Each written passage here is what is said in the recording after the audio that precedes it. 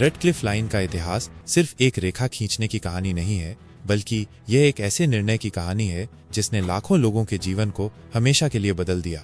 यह न केवल दो देशों के बीच भौगोलिक विभाजन का प्रतीक है, बल्कि यह उन मानवीय त्रासदियों और राजनीतिक जटिलताओं का भी प्रतीक है जो विभाजन के साथ आईं। समय की कमी और भौगोलिक अज्ञानता, सर सिरिल रेडक्लिफ को इस महत्वपूर्ण कार्य को पूरा करने के लिए केवल 5 सप्ताह का समय दिया गया था। उन्हें भारतीय उपमहाद्वीप के भूगोल और जनसांख्यिकी का कोई पूर्व ज्ञान नहीं था, जिससे उनकी चुनौतियां और बढ़ गईं। विभाजन के समय सांप्रदायिक तनाव चरम पर था और रेडक्लिफ को दोनों समुदायों के राजनीतिक प्रतिनिधियों के भारी दबाव का सामना करना पड़ा।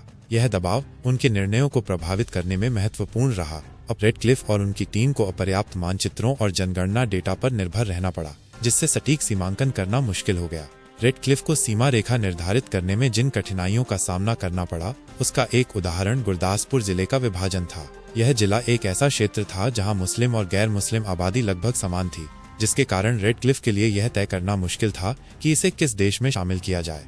रेखा के निर्धारण के बाद लगभग 14 मिलियन लोगों को अपने घरों से विस्थापित होना पड़ा, जो इतिहास के सबसे बड़े विस्थापनों में से एक था। इस विस्थापन ने बड़े पैमाने पर शरणार्थी संकट को जन्म दिया, जिससे लाखों लोगों को कठिनाइयों का सामना करना पड़ा।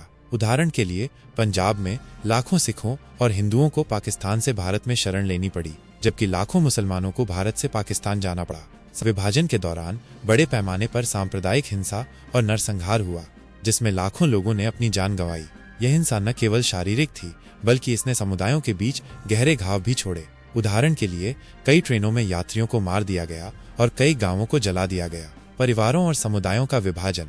रेडक्लिफ रेखा ने कई परिवारों और समुदायों को विभाजित कर दिया, जिससे लोगों को अपने प्रियजनों से अलग होना पड़ा। यह विभाजन आज भी लोगों के दिलों में दर्द पैदा करता है।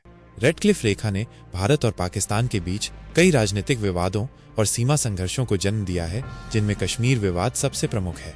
ये विवाद आज भी दोनों देशों के बीच तनाव का कारण बने हुए हैं। सांस्कृतिक और सामाजिक विभाजन। रेखा ने दोनों देशों के बीच सांस्कृतिक और सामाजिक विभाजन को गहरा कर दिया है, जिससे लोगों के बीच अविश्वास और दुश्मनी बढ़ी है। ये विभाजन पीढ़ियों से चला आ रहा है और इसे दूर करना एक बड़ी चुनौती है।